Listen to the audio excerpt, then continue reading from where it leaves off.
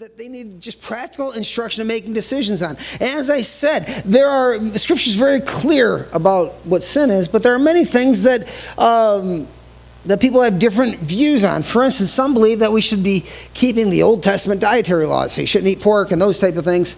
Others say, no, we're free to do whatever we want in that area. Some would say owning a television is a sin. Others would say, no, you can watch whatever you want. I don't want, there's those type of things. Some will say that playing certain board games like Monopoly is a sin because it teaches greed. Others say, no, do what you want. It would be easier to be a list of do's and don'ts. That would be easy. And some have tried to do that, say, this is okay for me to do, this is okay for us not to do, and they all try to have a uniform list. The problem is, you can't do that. So what we have to come back to, and what we have to ask ourselves on how to make decisions in the Christian life is, what would please God? So what we're going to look at over the next 2 weeks are 10 principles that would help us determine what is pleasing to God in our lives. How to make decisions in the Christian life. So number 1 is found here in 1 Corinthians 6.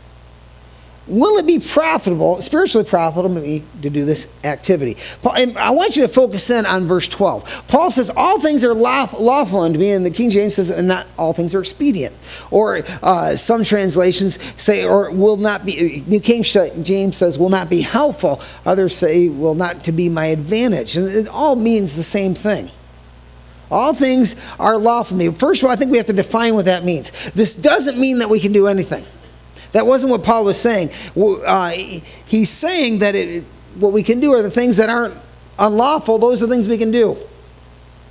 You know, some have used this verse to say, hey, I can do whatever I want. I can be with whoever I want. I don't have to be faithful to my spouse. I can eat whatever I want. I can watch whatever I want. I can drink whatever I want.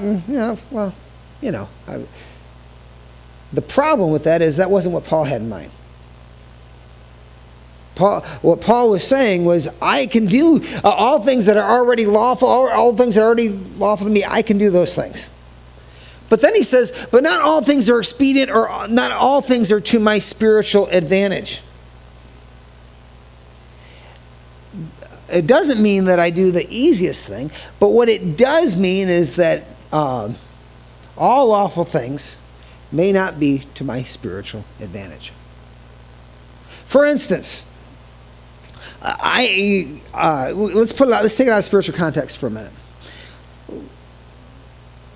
We live in a free country still, and our country's free, and you're able to pretty much go and come as you please. Oh, sure, you want to drive a car, you have to have a license because they want to make sure you're not going to kill anybody. So they got to make sure you have at least a basic competency.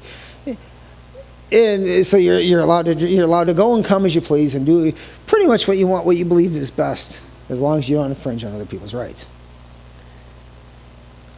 I may have the freedom to, for instance, have freedom of speech, and that's good. It's one of our guaranteed rights under the Constitution. But it isn't always best to use my freedom of speech in every context. For instance, a wife asks her husband, does this make me look beautiful? He has freedom of speech.